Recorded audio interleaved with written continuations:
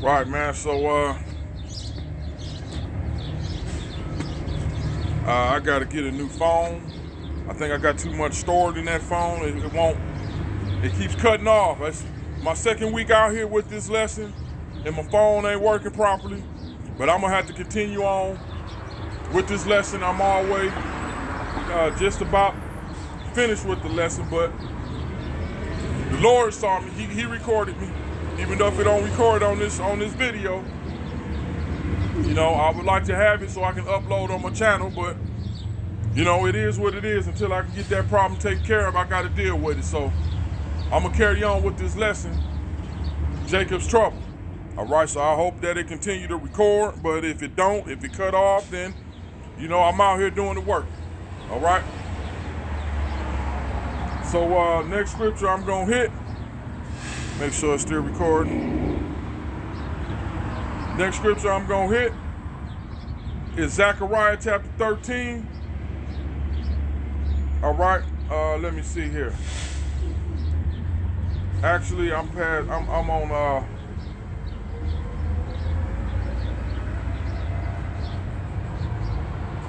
Okay, so I'm in Amos chapter 3, verse 6. All right. So Amos chapter 3 and 6. It says, "Shall a trumpet be blown in a city, and the people not be afraid? Shall there be evil in the city, and the Lord have not done it?" Trumpet being blown in the city is the warnings. Okay? That's the trumpet being blown, warning the people that trouble is coming. And he said, has there evil been done in the city, and the Lord have not done it? That's telling you that anything that happens in the world, and good and bad, the Lord have done it. That's why he warned you before he do it. He'll warn you before it happens, but he's the one making it happen is the point I'm trying to make. All right, next scripture is Luke chapter 21 and starting at 34. It says, "And take heed to yourself, lest at any time your hearts be overcharged with suffering and drunkenness and the cares of this life, so that day come upon you unawares. For as a snare it comes, for as a snare shall it come on all them that dwell on the face of the earth. Watch ye therefore and pray always, that you may be accounted worthy to escape these things that shall come to pass, and to stand before the Son of Man."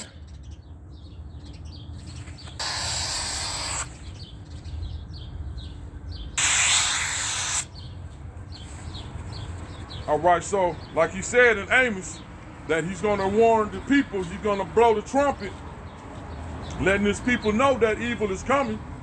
All right, so he says, you better pay attention and take heed, because, and don't be, concerned with the affairs of this life, Say what? Say what? Jude, last chapter. Okay, all right.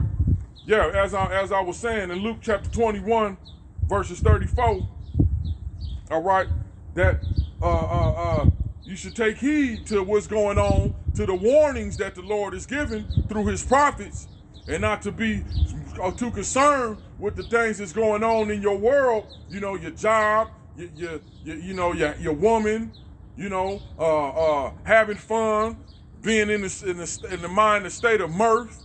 You making plans for the future. You carrying on in this world as if it's going to continue to last the way it is. But he's sounding the trumpet, letting you know that destruction is coming. And it'll come upon you, like he said here in Luke chapter 35, it shall come on all them that dwell on the face of the earth. And it'll come upon you unawares. That day of destruction is going to come upon you unawares, because you've been so caught up in your everyday life and what it is that you that feeding your belly, whatever pleasures of the world that you desire. You're not paying attention to the word, and it's going to creep up on you. Destruction will come. All right, so Mark, next chapter I'm going to hit is Mark chapter 13 and verses 23. It says, "But take ye heed, behold, I have foretold you all these things." So like he said in Amos 3 and 6, he's blowing that trumpet. Before he sends trouble, before he sends judgment, he warns you. That's the trumpet being blown. He says in Mark chapter 13, 23, he says, take heed before I have told you all these things. So you will have no excuse. You've been warned. Whether you take heed or pay attention, that's on you, but you've been warned. All right? 2nd Ezra 16 and 19. Behold, a famine.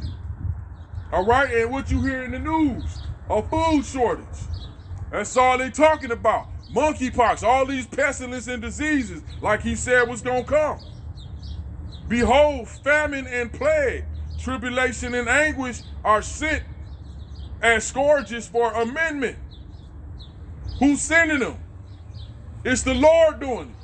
It's like he said, he tell you before he do it. You know, at least he gives you warning beforehand. But he's the one that's causing these famines. He's the one causing the plagues. Somebody got to do it. Okay? You got the right hand, which is the elect, the righteous. Then you got the left hand, which are the wicked, who do wicked. But they all doing the job for the Most High because he said these things are going to happen, so they got to take place some kind of way. So he got the left hand, wicked, the Esau Edom doing all the wickedness. Okay? Who create these viruses in the labs? Okay? Who's the one burning up these processed fat plants? Okay, who the one storing food and buying up land so crops won't grow? Okay? Who's doing these things? All right? Then we got the next scripture, 2nd Ezra 16 and 20. For all these things, they say shall not turn. Okay, for all these things, they shall not turn from their wickedness, nor be always mindful of the scourges. With all these things going on in the world, nobody paying attention. They thinking that God got me. Okay? If you don't know his name, he gonna get you. You ain't got him, but he gonna get you. If you serving a false deity and you calling on that name Jesus, he gonna get you. He ain't got you, but he gonna get you. Okay? Now all these things that he said is coming upon the earth, if you ain't taking heed, if you ain't seeking him and seeking the truth and knowledge, he said wisdom in Isaiah chapter 33 and 6, he said, knowledge and wisdom would be stability of thy times. Okay, wisdom and knowledge